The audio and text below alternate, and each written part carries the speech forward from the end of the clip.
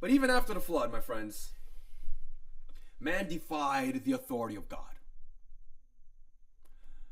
Man begins to rebel. And when I say man, I mean the majority of the whole planet. Even after the flood, after they saw the consequence for sin and disobedience, they still wanted to rebel. Genesis chapter 11.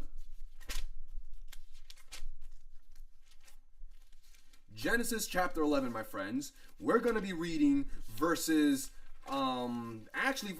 Let's start at verse 1, okay? It says this. And the whole earth was of one language and of one speech. That's how the chapter starts. The whole world was of one language. Let's continue reading. And it came to pass as they journeyed from the east. When it says they journeyed from the east, is in the context of verse 1, the whole world. And they found a plain in the land of Shinar, and they dwelt there. And they said one to another, Go to, let us make brick, and burn them thoroughly. And they had brick for stone, and slime had they for mortar. And they said, Go to, let us build us a city, and a tower, whose top may reach unto heaven. And let us make us a name. These are the reasons why they're going to build this city and a tower, okay? Let us make us a name, lest we be scattered abroad the face of the whole earth. Jesus says, God said in creation, guess what? I want you to populate the planet. Cain said, no, we're going to build ourselves a city, my friends, and centralize ourselves in one place. God sends a flood. He tells Noah and his family, multiply and fill the whole earth, populate the globe.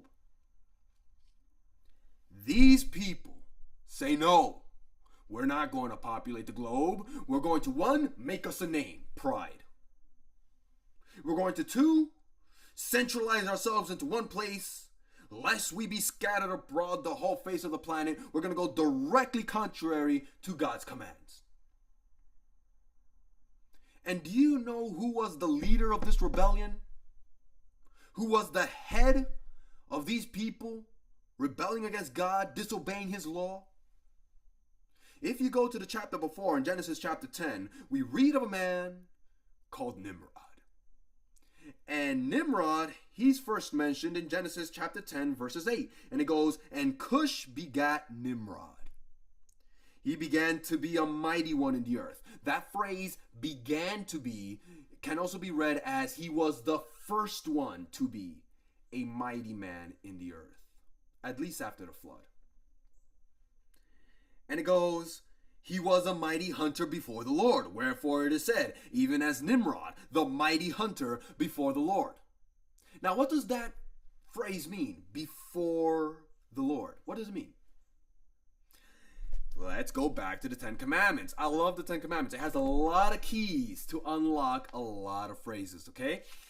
10 Commandments is found in Exodus chapter 20. We're going to be reading this time verses 3, which is the first commandment.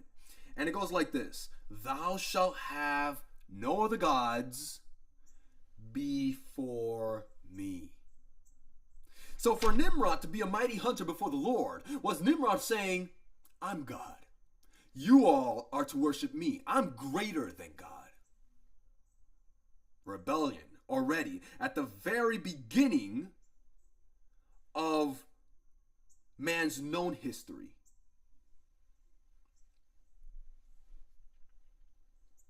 And it says in verse 10, and the beginning of his kingdom was Babel. Babel? Why you bring that up? It's saying that the beginning of this man's military career, if you will, kingdom, his career of rebellion against God, was the city of Babel. Genesis chapter 11 lets us know that when God came down to look upon the tower, you see, these people were building up. You see, they said, let us build us a tower that it may reach unto heaven. They weren't talking about the sky, my friends. They wanted to go past the atmosphere into space to the very throne of God and dethrone him. That's how rebellious these people were. Sources let us know that the Tower of Babel was so grand, the foundation was so grand to support the weight needed to reach past the atmosphere. They built a foundation, my friends, a cylinder foundation. For it wasn't no ziggurat. A ziggurat is a disgrace, a complete embarrassment to these architects of the Tower of Babel.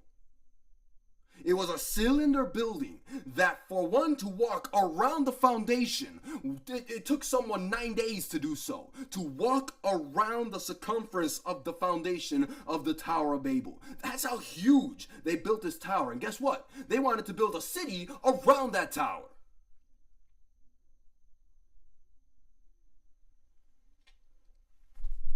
I'll tell you one thing, a city and a tower that big, oh yeah, you're not going to be scattered anywhere across the face of the whole earth.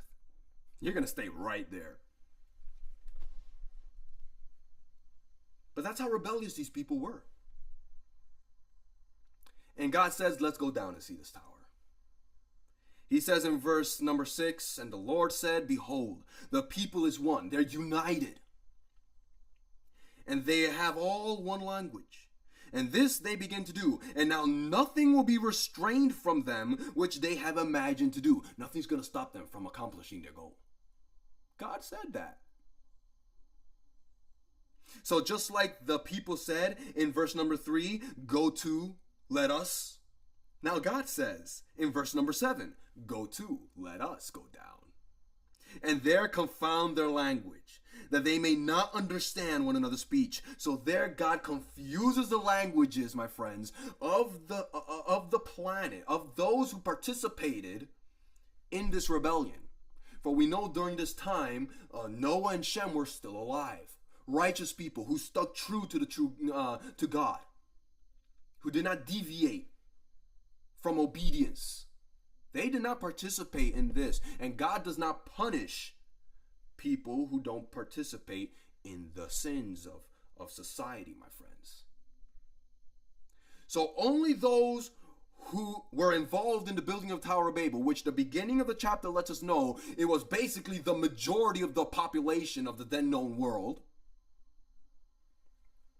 God confuses their language. And because he confuses the language of these people, verse 9 lets us know that the city was called Babel, which means confusion. The very same city that chapter 10 said was the beginning of Nimrod's kingdom. This is how we know that Nimrod was the leader in this rebellion, in building the Tower of Babel, going against God. As a result, my friends, the people